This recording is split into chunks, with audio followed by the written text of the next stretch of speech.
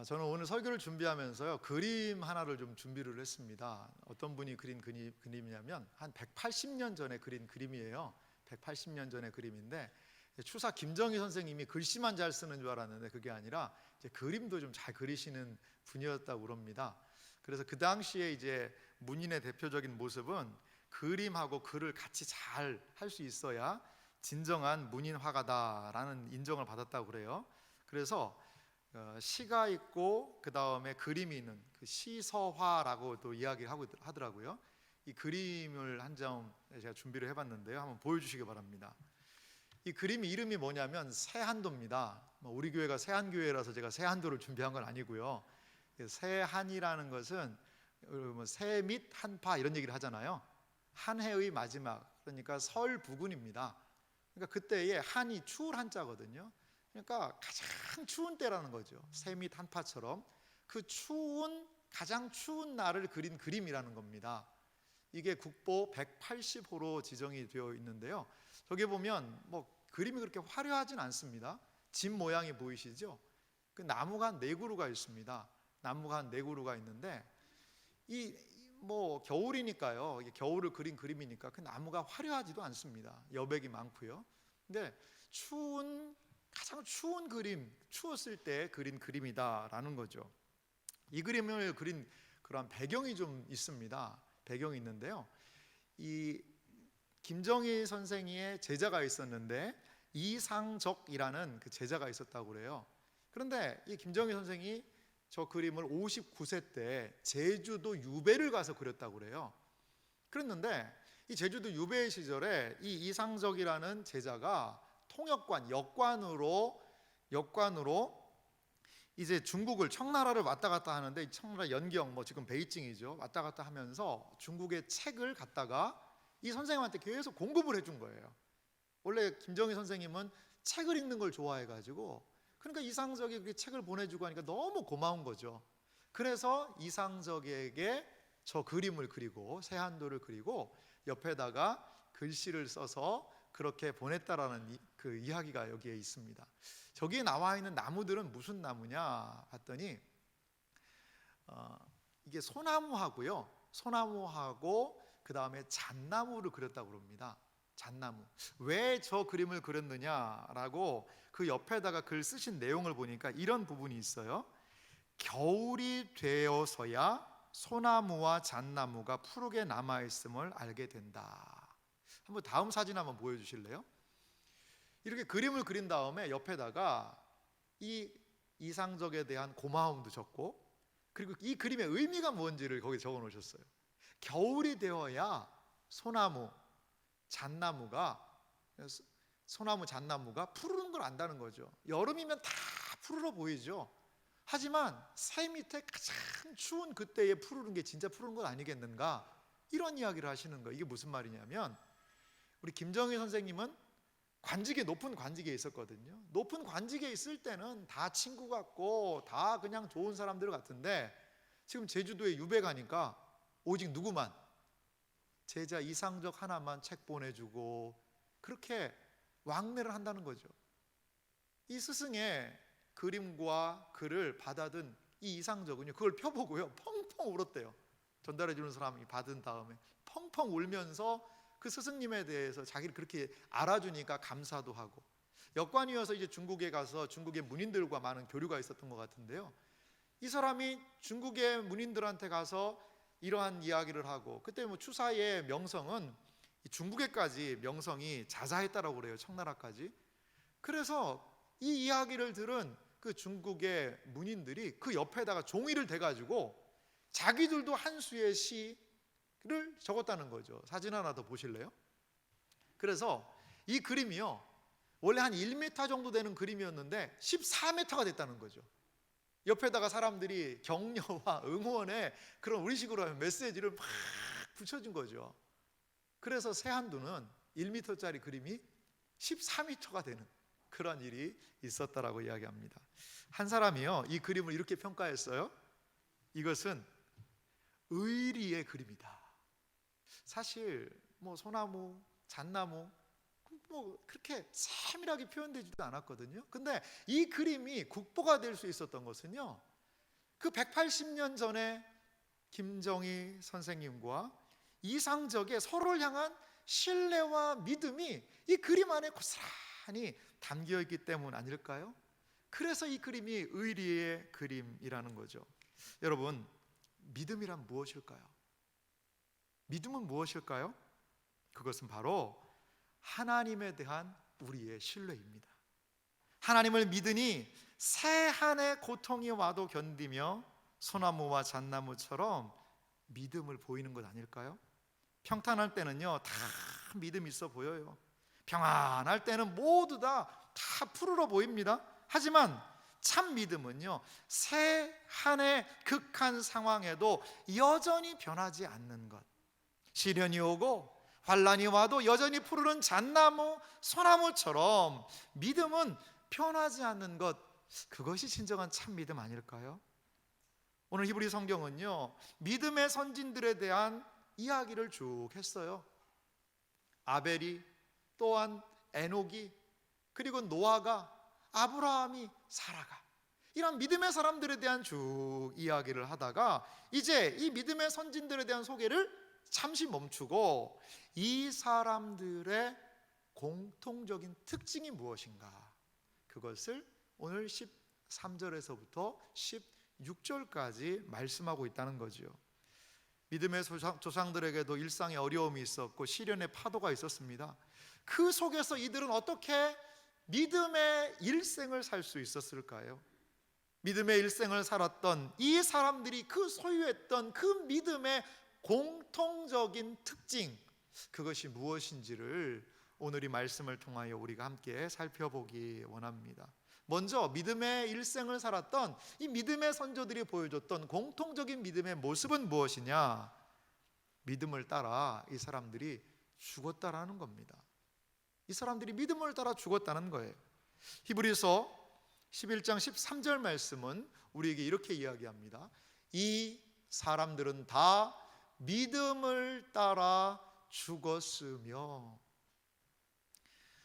히브리서는 지속적으로 등장합니다. 믿음으로 누구는 이렇게 했고, 믿음으로 누구는 이렇게 했고, 믿음으로라는 이야기가 많이 나옵니다. 믿음은 우리의 삶을 결단하게 합니다. 믿음은 그 결단한 대로 우리의 삶을 이끄는 것이 믿음으로의 삶입니다. 그런데 오늘 본문에 보니까 믿음으로라는 말이 기록된 게 아니라 믿음을 따라 죽었다라는 표현을 하고 있습니다. 여러분, 믿음을 따라 죽는다라는 것은 무슨 말일까요? 그것은요, 죽음까지도 믿음의 원리를 가지고 맞이했다는 겁니다. 죽는 순간까지도 믿음을 지켰기 때문에 믿음을 따라서 이들은 죽었다는 것이죠. 이들은 죽음의 순간까지도 이 믿음의 원리를 따랐고 죽음을 맞이했다는 겁니다. 인간의 생사 하나님께 달려있음을 여러분 믿으시기 바랍니다. 믿음의 사람들에게 죽음의 순간은 그동안 살았던 믿음, 그것에 대한 최종적인 승리의 시간이 될 수 있음을 여러분 믿으시기 바랍니다. 승리가 확정되는 시간이에요. 사도 바울도 이 땅에 비록 그가 살고 있었지만 그 하나님에 대한 동경과 소망을 이렇게 소개합니다. 빌립보서 1장 23절과 4절인데요. 내가 그 둘 사이에 끼었으니 죽음과 사는 것, 이 땅과 하늘, 그 사이에 사도 바울은 자기가 끼어 있다라고 이야기를 해요. 그래서 차라리 세상을 떠나 그리스도와 함께 있는 것이 훨씬 좋은 일이라. 주님 앞에 가는 것이 훨씬 좋은 일이라는 것을 자기가 알고 있었어요.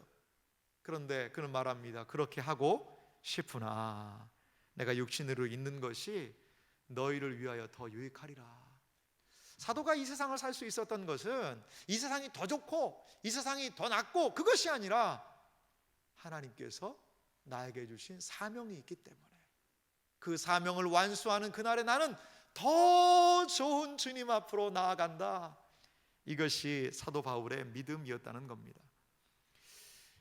믿음을 따라 죽는다는 것은 어떤 의미가 있을까요?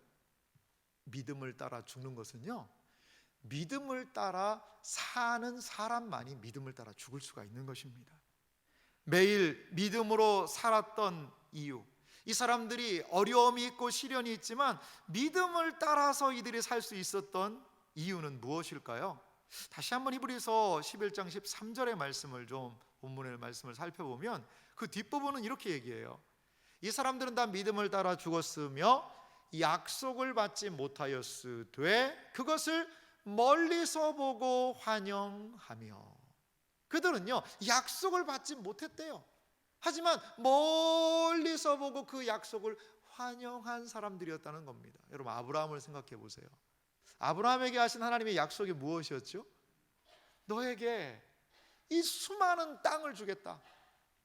너에게 수많은 자손, 하늘의 별처럼 바닷가의 모래처럼 많은 자손 주겠다. 그런데 사실 궁극적으로 아브라함이 얻은 땅이 얼마입니까? 자기 아내 사라를 묻고 자기가 묻힐 땅 막벨라 굴, 그 땅 하나 받았어요. 아브라함이 낳은 자녀가 얼마나 많이 됩니까? 물론 이삭과 더불어서 이스마엘도 낳고 나중에 후시를 통하여서 자녀를 몇 더 낳기도 했어요. 하지만 하나님께서 인정하시는 것은 딱 하나, 이삭 하나였다는 거죠. 아브라함의 삶이 분명히 하나님이 보여주신 게 있었지만 엄청나게 그게 많이 이루어지지 않거든요. 오늘 성경은 무엇을 이야기합니까? 그것을 멀리서 보고 환영했다라고 이야기합니다. 존 칼빈 선생님은 이 부분을 이렇게 주석을 하고 있어요. 제가 좀 읽어드릴 테니까 들어보십시오. 우리의 열조들은 그리스도의 왕국을 멀리서 보았으나 오늘날 우리는 그것을 대단히 가까이서 보고 있으며 또 그들은 멀리에서 약속을 보고 환영하였으나 그것이 우리에게는 가까운 거리에서 친근한 것이 되었다. 이게 여러분 무슨 말씀이냐면요, 구약의 아브라함이요 우리처럼 이렇게 성경 읽을 수 있었을까요? 구약의 아브라함이요 성령께서 날마다 깨닫게 해주시고 함께 하듯이 날마다 예배드리고 이렇게 했을까요? 그렇지 않다는 거예요. 구약 아브라함은 성경 한 줄 못 읽었습니다. 그럼에도 언뜻 하시는 그 말씀, 그리고 간헐적으로 주시는 그 성령의 감동을 따라서 그것을 멀리서 봐도 끝까지 신앙생활을 했다는 거죠. 하지만 우리는 어떻습니까?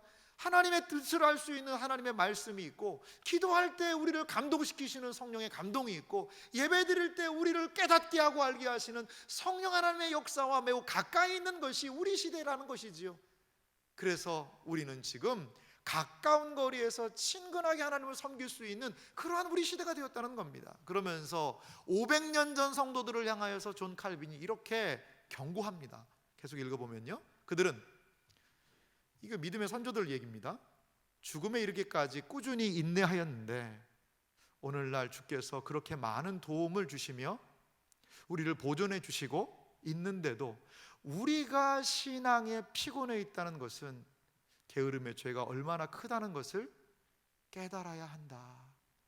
그렇게 멀리서 희미하게 바라보고도 일평생을 믿음을 따라 살고 믿음을 따라서 죽었는데 지금 우리의 삶이 명백한 하나님의 은혜가 있고 하나님의 진리가 충만하다라고 하면서도 이런 신앙생활하는 것은 너무나 게으른 죄 아니겠는가라고 500년 전 성도들을 향하여서 일깨우고 있습니다. 사랑하는 성도 여러분, 우리가 믿는 것이 무엇일까요? 믿음을 따라 산다는 것은 무엇일까요? 그 하나님께서 우리에게 주신 그 은혜를 붙들면서 비록 멀리서 바라본 사람도 그렇게 살았는데 우리도 그러한 삶 살아야 하지 않을까요? 우리의 믿음은요 한순간에 무엇인가 열정을 확 표현하는 그런 호기로운 것 아닙니다. 우리가 죽음 앞에 서는 순간까지 붙들어야 되는 가치가 바로 믿음이라는 것을 여러분 기억하시기 바랍니다. 주께서 보여주시는 믿음의 길로 가십시오.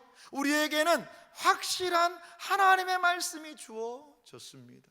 희미하게 바라보고도 일평생 그렇게 걸어갔던 그 선진들과 같이 우리에게도 주신 말씀을 의지하여 끝까지 이 믿음의 길을 걸어가시는 여러분들이 되시기를 주님의 이름으로 소망합니다. 두 번째로 이들이 걸어갔던 믿음의 인생의 의미는 무엇일까요? 그것은 이들은 나그네로 살아간 사람들이었다는 거죠. 히브리서 13장 그 뒷부분, 히브리서 11장 13절 뒷부분을 보면 이렇게 말씀합니다. 또 땅에서는 외국인과 나그네임을 증언하였으니. 믿음의 조상들이 보여줬던 태도는 내가 외국인과 나그네라는 거죠. 내 나그네다, 내 외국인이다. 그것을 이 믿음의 조상들이 이야기했다는 겁니다. 여러분, 이들은 땅이 고향이 아니요 하늘의 본향을 소유한 사람들이었습니다. 아브라함은 가나안에서 어려움을 겪었지요. 많은 어려움이 있었어요. 하지만 결코 자기가 떠나온 고향 갈대아 우르로 돌아가지 않습니다. 그것은 믿음에 역행하는 삶이었기 때문이에요. 비록 힘들고 어려움이 있지만 가나안에서 나그네로 살아가는 삶은 하나님께 소망을 둔 삶이었다는 것이지요. 나그네와 외국인이라는 말은 우리의 본래 소속이 이 세상이 아니라, 우리의 본래의 소속이 이 땅이 아니라 영원한 하늘 나라라고 이야기합니다. 이 땅의 것들은요, 우리 이 땅에서 영원히 살지 못합니다. 이 땅은 어떤 곳일까요? 임시 거주지입니다. 잠시 머무는 곳이에요. 잠시 머무는 곳입니다. 사도 바울은 이 땅의 정체성에 대해서 빌립보서 3장 20절에 이 땅을 살아가는 우리 신자들의 정체성을 이렇게 말합니다. 우리 함께 같이 읽어볼까요? 읽습니다. 그러나 우리의 시민권은 하늘에 있는지라. 거기로부터 구원하는 자 곧 주 예수 그리스도를 기다리노니. 할렐루야. 우리의 진정한 정체성, 우리의 소속은 하늘에 있다. 나의 시민권은 하늘에 있다라고 이야기하고 있습니다. 많은 외국 사람들이요, 이 땅 한국에 와 있습니다. 사업도 하고 돈도 벌고 그렇게 살아가요. 돈 벌고 사업하다가 잘 마치면요, 다 그 돈 가지고 고국으로 돌아가는 게 이 외국 생활의 모습 아니겠습니까? 그렇습니다. 우리의 시민권이 하늘에 있다는 것, 그것은 이 땅을 살아가는 모든 신자의 참된 모습이라는 겁니다. 외국인으로 외국에서 삶을 사는 것처럼 나그네로서 이 땅에 영구한 소유가 없다는 것을 고백하며 살아가는 것이 우리 모습입니다. 저도 잠깐 외국에 좀 있었던 적이 있거든요. 뭐 길게는 아닙니다. 한 11개월 정도 외국에 있었던 적이 있습니다. 근데 외국이 좋죠. 뭐 사진에서만 보던 그런 부분도 있고, 뭐 우리 한국에서 느끼지 못했던 그런 정서들이 외국에는 분명히 있어요. 때로는 발달된 문명도 있고 문화도 있고요. 그것을 보는 게 신기하고 참 놀랍습니다. 그런데요, 그 외국 사람들이 우리를 막 그냥 반갑게 맞아서 껴주고 그러지 않습니다. 그러지 않아요. 우리도 마찬가지잖아요. 우리 한국에 많은 외국인들이 있지만 그분들이 우리 한국 사회에 깊이 들어오는 것이 참 쉽지가 않거든요. 물론 많은 부분에서 그들을 따뜻하게 맞이해 줘야 됩니다. 그런데요, 그러다 보니까 어떠냐면 그냥 끼리끼리 모여 있는 거죠. 한국 사람이 편한 거예요. 말도 불편하고 하니까 그 한국 사람들이 편한 거예요. 그래서 모여서 이야기를 나누고 합니다. 그러면 그 한국 사람들이 모여서, 저도 이제 같은 뭐 몇몇 유학생들이 모여서 항상 얘기할 때면 이런 얘기를 했어요. 한국 얘기하는 거예요. 한국 얘기.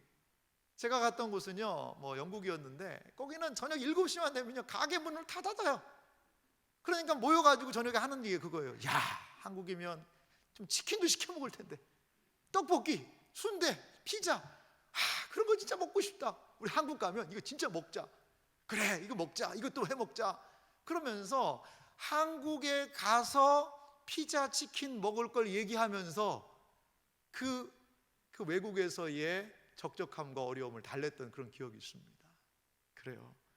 여러분, 신자는 이 땅을 살아가는 외국인이고 나그네입니다.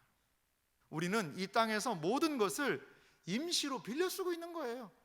내 것이라고 생각하지만요, 엄밀하게 생각해 보세요. 쓰는 동안만 내 거 아닌가요? 임시적인 것에 너무나 많이 투자하지 마시기 바랍니다. 지금이라도 본향에서 우리를 부르면 사랑하는 아들아, 사랑하는 딸아, 와라. 부르면요, 모든 것을 미련 없이 두고 가야 한다라는 겁니다. 너무나 많은 것을 쌓아두면은요 못 가요. 미련 때문에 못 갑니다. 여러분, 돈을 자신이 사용할 때 그게 돈이지 남겨놓고 쌓아두면 그게 뭐 어디로 어떻게 되는지 누가 알겠습니까? 의미 있는 일에 하나님의 선한 일을 위하여 우리는 우리의 인생, 우리의 물질, 우리의 시간, 우리의 힘을 사용해야 될 줄 믿습니다. 전도사님 부친께서 소천하셨다는 이야기를 제가 조금 전에 들었거든요. 전도사님 일부 예배 오셨어요. 말씀 듣고 예배 드리고 있다가 갑작스럽게 연락을 받으셔서 가셨는데요. 사실 어제까지만 해도 뭐 전도사님 사역하면서 부모님 얘기도 하고 어제도 뭐 출입하실 정도의 이런 부분이었는데 뭐 최근에 암이 좀 발견이 되셨고 그러더니 이렇게 갑작스럽게 또 하나님께서 불러가셨어요. 우리 집사님을. 여러분, 뭐 지금 가족들이 많이 놀래하고 있습니다. 이렇게 갑자기 이렇게 돌아가실지는 전혀 생각을 못하고 있었거든요. 근데 이 주일 아침에 하나님께서는 그 영혼을 부르시는 거예요. 77년 동안 사셨던 우리 집사님의 삶을 하나님이 부르시니까 모든 것 내려놓고 그 부르심에 응답할 수밖에 없는 것이 우리 인생 아닐까요? 여러분, 얼마나 쌓아놔야 만족하며 살 수 있을까요? 하나님께서 우리에게 주시는 이 땅의 삶에서 베풀고 나누고 그리고 섬기고 그것 하다가 주님이 부르시면 손 털고 가야 되는 게 우리 인생 아닐까요? 그게 나그네의 삶 아닐까요?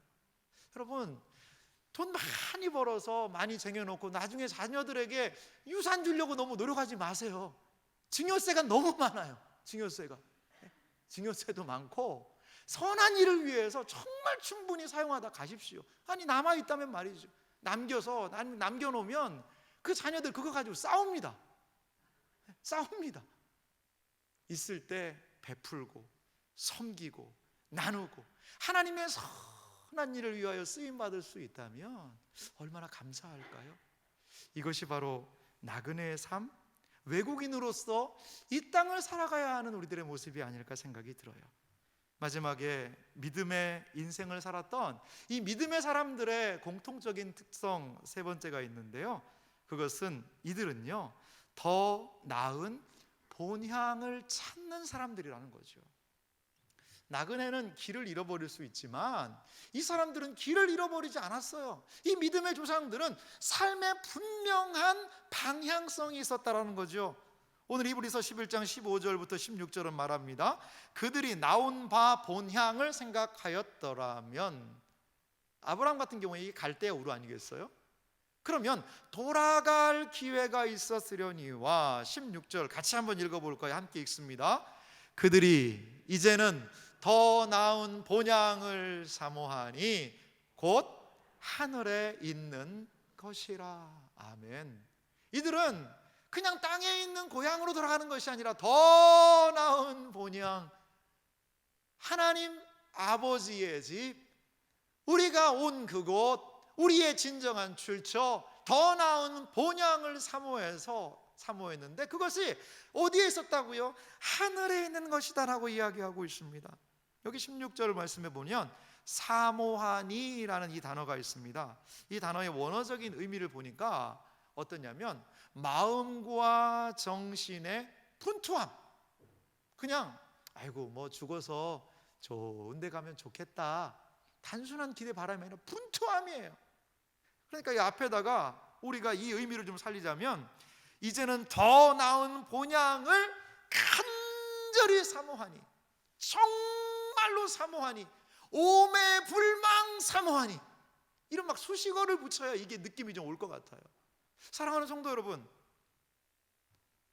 우리가 돌아갈 집, 천국을 사모하십니까? 정말 우리의 마음 가운데 그 하나님 나라에 대한 사모함이 있으십니까? 정말 이 세상이 내가 잠시 살다 가는 곳이고 나의 갈 영원한 본향이 있다는 그러한 간절한 사모한 마음이 우리에게 있습니까? 하나님은 우리에게 약속을 허락해 주세요.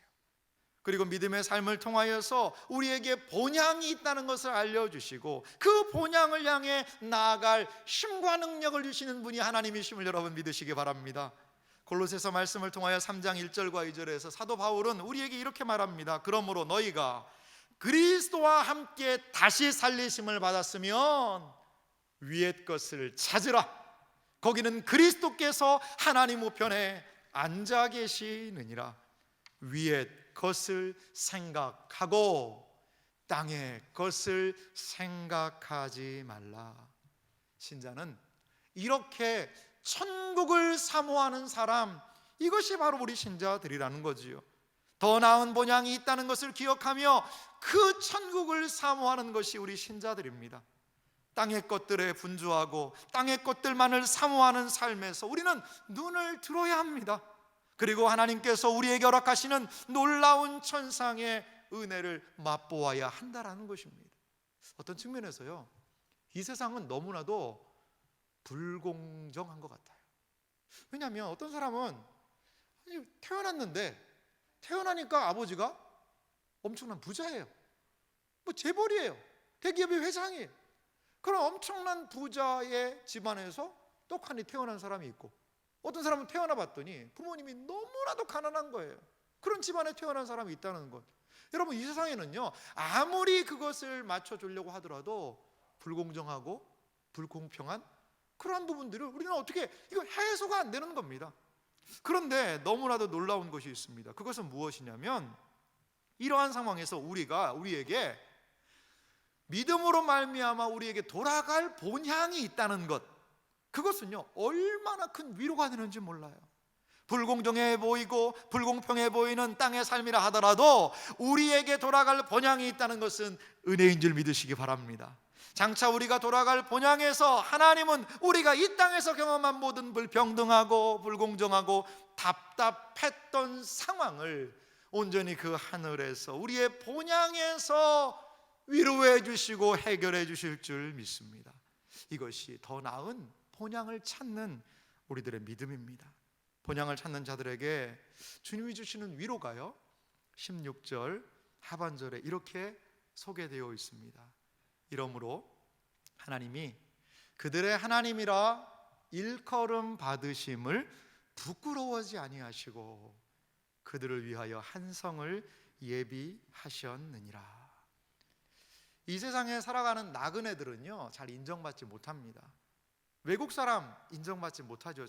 늘 뒷전이에요.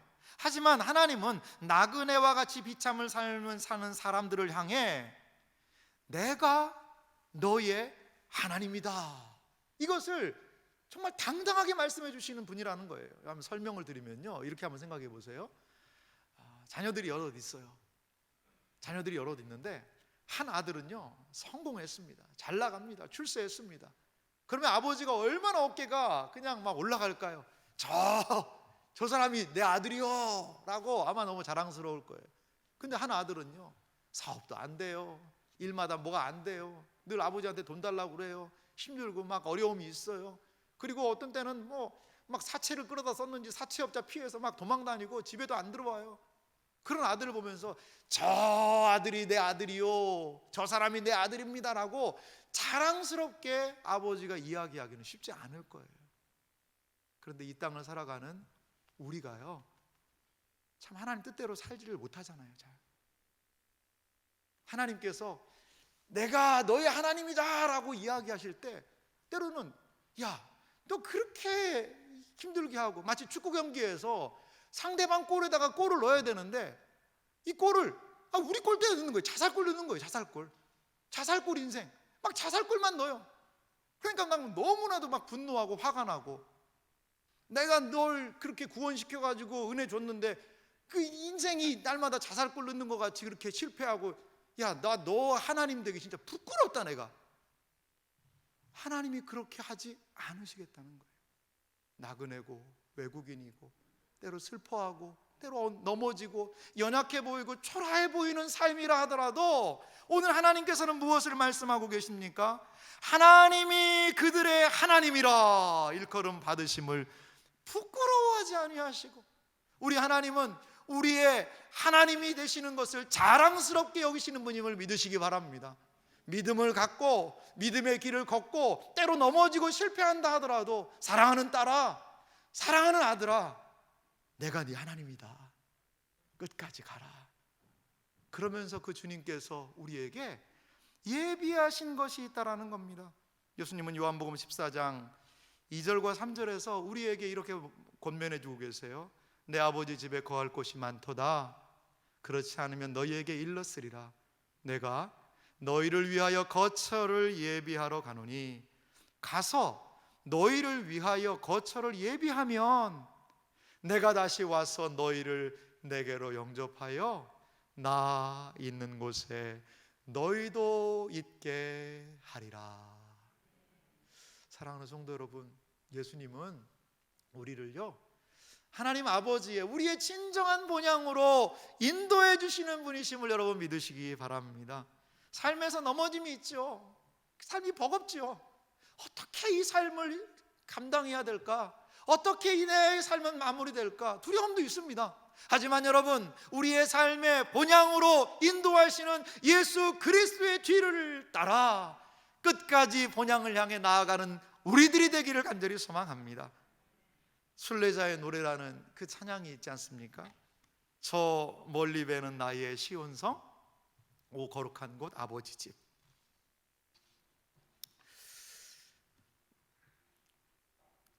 내 사모하는 집에 가고자 한 밤을 새웠네.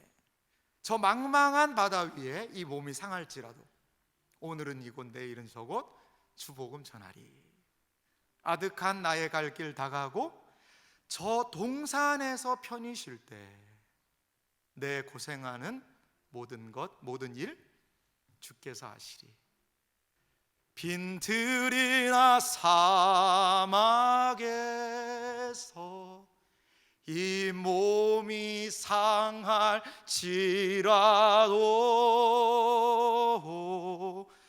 오 내 주 예수 날 사랑하사 날 지켜 주시리. 저 망망한 바다 위에 이 몸이 상할지라도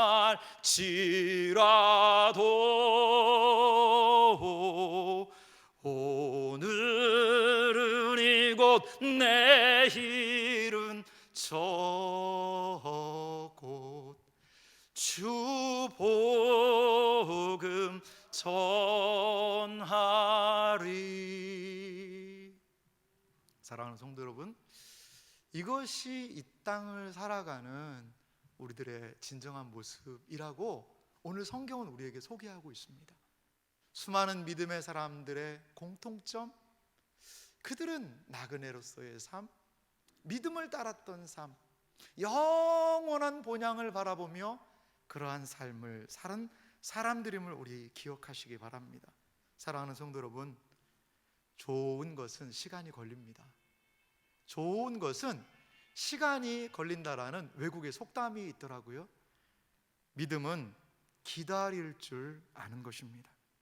하나님의 약속이 우리에게 있다는 것은 세상의 무엇과도 바꿀 수 없는 거예요. 그 좋은 것을 붙들고 인내하며 끝까지 주님을 향하여 나아갈 수 있는 우리들의 상황과 우리들의 삶이 되기를 간절히 소망합니다.